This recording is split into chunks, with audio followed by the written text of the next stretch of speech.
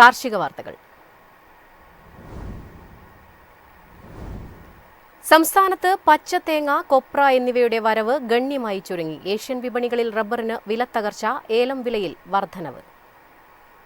കാലവർഷം സജീവമായ സാഹചര്യത്തിൽ സംസ്ഥാനത്ത് നാളികേര വിളവെടുപ്പ് മുന്നിലുള്ള 2 മാസങ്ങളിൽ സ്തംഭിക്കും. ഗ്രാമീണ മേഖലകളിലെ ചെറുകിട വിപണികളിലും മൊത്ത മാർക്കറ്റുകളിലും പച്ചത്തേങ്ങ, കൊപ്ര വരവ് ഗണ്യമായി ചുരുങ്ങി. ജൂലൈയിൽ കാലവർഷം അല്പം ദുർബലമായാൽ മാത്രമേ ഇനി വിളവെടുപ്പ് പുനരാരംഭിക്കൂ. ഇതിനിടയിൽ ചരക്ക് ക്ഷാമം കൊപ്ര വില വീണ്ടും ഉയർത്താം. ചെറുകിട മില്ലുകാരിൽ കാര്യമായി കൊപ്ര സ്റ്റോക്കില്ല. വിപണി റെക്കോർഡ് തലത്തിൽ നീങ്ങുന്നതിനാൽ കൂടുതൽ ചരക്ക് സംഭരിക്കാനും അവർ മുന്നോട്ട് വന്നില്ല. കൊച്ചിയിൽ ഇന്ന് വെളിച്ചെണ്ണ വില ക്വിന്റലിന് 300 രൂപ വർദ്ധിച്ച് 30,200 രൂപയായി. ഏഷ്യൻ മാർക്കറ്റുകളിൽ റബ്ബറിന് വില തകർച്ച. മുൻനിര ഉൽപാദന രാജ്യങ്ങളിൽ ടാപ്പിംഗ് സീസണ് തുടക്കം കുറിച്ചത് ഇറക്കുമതി രാജ്യങ്ങളെ റബ്ബറിൽ നിന്നും അകറ്റി. ജപ്പാനിൽ റബ്ബർ അവധി വിലകളിലെ തകർച്ച സിംഗപ്പൂർ, ചൈനീസ് മാർക്കറ്റുകളിലും പ്രതിഫലിച്ചു. ഇതോടെ മറ്റ് വിപണികളും സമ്മർദ്ദത്തിലായി. സംസ്ഥാനത്ത് കനത്ത മഴ തുടരുന്നതിനാൽ റബ്ബർ ടാപ്പിംഗ് പുനരാരംഭിക്കാനുള്ള സാഹചര്യം ഇനിയും ഒത്തുവന്നില്ല. അതേസമയം ടയർ നിർമ്മാതാക്കളിൽ നിന്നുള്ള ആവശ്യം ചുരുങ്ങിയതോടെ കൊച്ചിയിൽ 4ാം ഗ്രേഡ് റബ്ബർ വില ക്വിന്റലിന് 100 രൂപ കുറഞ്ഞ് 20,000-ലേക്ക് താഴ്ന്നു. ഏലക്ക ലേലത്തിൽ 21,360 കിലോ ചരക്ക് വിൽപ്പനയ്ക്ക് എത്തിയതിൽ 20,719 കിലോയും വിറ്റഴിഞ്ഞു. ഇടപാടുകാരിൽ നിന്നുള്ള പിന്തുണ ഉറപ്പുവരുത്താനായത് ശരാശരി ഇനങ്ങളെ കിലോ 2,325 രൂപ വരെ ഉയർത്തി. മികച്ച ഇനങ്ങൾ 2,891 രൂപയിൽ കൈമാറി. News desk Myfin TV. Viksit കൃഷി സങ്കൽപ് അഭിയാന് തുടക്കമായി. കൂടുകൃഷിയും കടൽപ്പായൽ കൃഷി സാങ്കേതിക വിദ്യകളും പ്രചരിപ്പിക്കുക ലക്ഷ്യമിട്ടാണ് പദ്ധതി. മത്സ്യമേഖലയിലെ സാങ്കേതിക വിദ്യകളും കൂടുമത്സ്യ കടൽപ്പായൽ കൃഷിരീതികളും പ്രചരിപ്പിക്കുന്നതിനുമായാണ് കേന്ദ്ര സമുദ്ര മത്സ്യ ഗവേഷണ സ്ഥാപനത്തിലെ ശാസ്ത്രജ്ഞർ മത്സ്യ കർഷകരുമായും മത്സ്യത്തൊഴിലാളികളുമായും നേരിട്ട് ഇടപഴകുന്ന സമ്പർക്ക പരിപാടിക്ക് തുടക്കമിട്ടത്. കേന്ദ്ര സർക്കാരിന്റെ വികസിത് കൃഷി സങ്കൽപ് അഭിയാന്റെ ഭാഗമായാണ് പരിപാടി. മത്സ്യോൽപാദനം കൂട്ടുക, മത്സ്യത്തൊഴിലാളികൾക്കിടയിൽ ബദൽ ഉപജീവനമാർഗം പ്രോത്സാഹിപ്പിക്കുക തുടങ്ങിയവ ലക്ഷ്യമിട്ട് നൂതന സാങ്കേതിക വിദ്യകൾ പരിചയപ്പെടുത്തും. കൂടുമത്സ്യകൃഷി, സമുദ്ര അലങ്കാര മത്സ്യകൃഷി, കക്ക വളർത്തൽ, മുത്തുച്ചിപ്പി വളർത്തൽ, കടൽപ്പായൽ കൃഷി, നൂതന മത്സ്യ പ്രജനന സാങ്കേതിക വിദ്യകൾ, ശാസ്ത്രീയ തീരദേശ മത്സ്യകൃഷി തുടങ്ങിയ നൂതന രീതികൾ CMFRI ശാസ്ത്രജ്ഞർ നേരിട്ട് കർഷകർക്ക് പരിചയപ്പെടുത്തും. മത്സ്യമേഖലയിൽ സ്റ്റാർട്ടപ്പ് സംരംഭങ്ങൾ തുടങ്ങുന്നതിനുള്ള മാർഗനിർദ്ദേശങ്ങൾ നൽകും.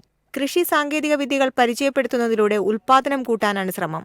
2047 സമുദ്രകൃഷിയിലൂടെയുള്ള മത്സ്യോൽപാദനം 25 ലക്ഷം ടണ്ണായി ഉയർത്താനാണ് CMFRI ലക്ഷ്യമിടുന്നതെന്ന് ഡയറക്ടർ ഡോക്ടർ ഗ്രിൻസൺ ജോർജ് പറഞ്ഞു. നിലവിൽ ഈ മേഖലയിൽ 1.5 ലക്ഷം ടൺ മാത്രമാണ് ഉൽപാദനം. കേന്ദ്ര കൃഷി കർഷകക്ഷേമ മന്ത്രാലയവും ഇന്ത്യൻ കൗൺസിൽ ഓഫ് അഗ്രികൾച്ചർ റിസർച്ചും സംസ്ഥാന സർക്കാരുകളുമായി സഹകരിച്ചാണ് 2 ആഴ്ച നീണ്ടുനിൽക്കുന്ന വികസിത് കൃഷി സങ്കൽപ് അഭിയാൻ പദ്ധതി നടപ്പിലാക്കുന്നത്.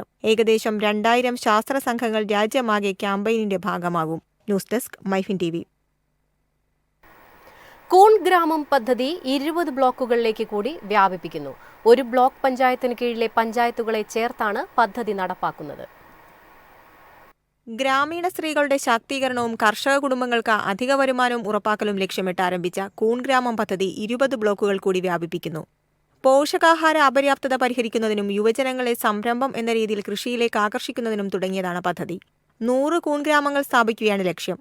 30.25 കോടി രൂപയാണ് ചെലവ്. കാർഷിക ബ്ലോക്കുകളിൽ ഘട്ടം ഘട്ടമായി ജില്ലാ ഹോർട്ടിക്കൾച്ചർ മിഷൻ മുഖേന പദ്ധതി നടപ്പിലാക്കാനാണ് ലക്ഷ്യമിടുന്നത്. 100 ചെറുകിട കൂണുൽപാദക യൂണിറ്റുകളും 2 വൻകിട കൂണുൽപാദക യൂണിറ്റുകളും 1 കൂൺ വിത്തുൽപാദന യൂണിറ്റും 3 കൂൺ സംസ്കരണ യൂണിറ്റുകളും 2 പാക്ക് ഹൌസുകളും 10 കമ്പോസ്റ്റ് ഉൽപാദക യൂണിറ്റുകളും പരിശീലന പരിപാടികളും ചേർന്നതാണ് സമഗ്ര കൂൺ ഗ്രാമം. കൂൺ ഗ്രാമം 1-ന് 30.25 ലക്ഷം രൂപയുടെ സഹായം ലഭ്യമാക്കും. ഒരു ബ്ലോക്ക് പഞ്ചായത്തിന് കീഴിലെ പഞ്ചായത്തുകളെ ചേർത്താണ് പദ്ധതി നടപ്പിലാക്കുന്നത്. ഉൽപാദക യൂണിറ്റുകൾക്കൊപ്പം സംസ്കരണം, മൂല്യവർദ്ധിത ഉൽപ്പന്നങ്ങൾ, വിപണനം എന്നിവയും ഉണ്ടാകും. ഉൽപാദനോപാധികൾ കൂൺ വില്ലേജിനുള്ളിൽ തന്നെ ലഭ്യമാക്കും. കൂൺ വിപണനം ചെയ്യാനും സംവിധാനമൊരുക്കും. പരിശീലന പരിപാടികൾക്കായി കൂൺ ഗ്രാമം 1-ന് 1 ലക്ഷം രൂപ വീതം അനുവദിച്ചിട്ടുണ്ട്. News desk Myfin TV. Office സമയം കഴിഞ്ഞാലും അവധി ദിനമാണെങ്കിലും പണത്തിന് ആവശ്യമെങ്കിൽ മൊബൈൽ ആപ്പ് വഴി ഉടനടി അക്കൗണ്ടിലെത്തും. അതാണ് KSFE smart gold over draft. ഏത് ശാഖയിലും സ്വർണം വയ്ക്കൂ. മൊബൈൽ ആപ്പ് വഴി എപ്പോഴും എവിടെ വച്ചും പണം പിൻവലിക്കൂ. പരമാവധി 50 ലക്ഷം രൂപ വരെ. അതിവേഗ പ്രോസസിംഗ്, 24/7 സേവനം. ഇനി ആവശ്യങ്ങൾക്ക് അവധി കൊടുക്കേണ്ട, സമയവും നോക്കേണ്ട. KSFE smart gold over draft. Digitally super charge your gold.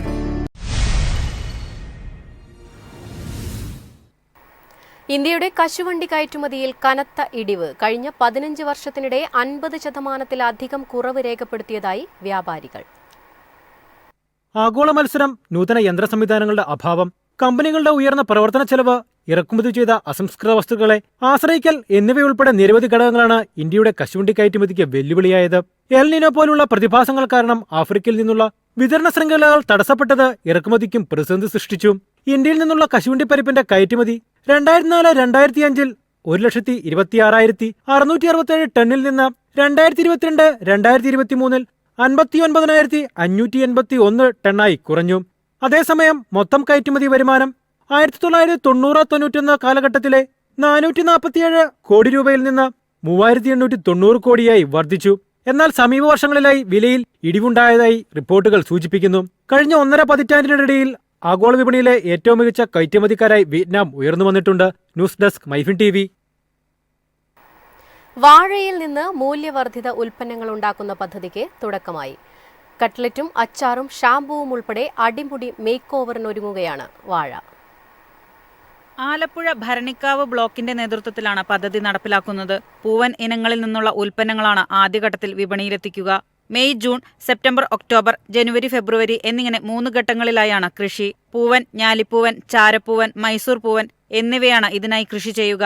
ഭേദപ്പെട്ട വിലയുള്ളപ്പോൾ പൂവന്റെയും ഞാലിയുടെയും പഴം പഴമായി തന്നെ വിൽക്കും. വില കിട്ടുന്നില്ലെങ്കിൽ അതും മറ്റു ഉൽപ്പന്നങ്ങളാക്കി മാറ്റും.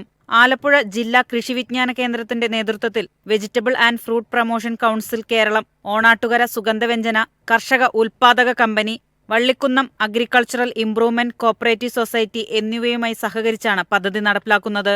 News desk Myfin TV. കാണാം കമ്പോള നിലവാരം. ഇന്നത്തെ കമ്പോള നിലവാരം: RSS 4 200, RSS 5 197, ലാറ്റക്സ് 147, ജാതിക്ക 350, ജാതിപത്രി 1800 മുതൽ 2000 വരെ, ഗ്രാമ്പു 800, അടയ്ക്ക 240, കാപ്പിക്കുരു 280, കൊക്കോ പരിപ്പ് 320, കുരുമുളക് ഗാർബിൾ 68,500, കുരുമുളക് അൺഗാർബിൾ 66,500, ഏലക്ക 2,100 മുതൽ 2,200 വരെ, വെളിച്ചെണ്ണ 30,200, കൊപ്ര 21,300, ചുക്ക് 22,500.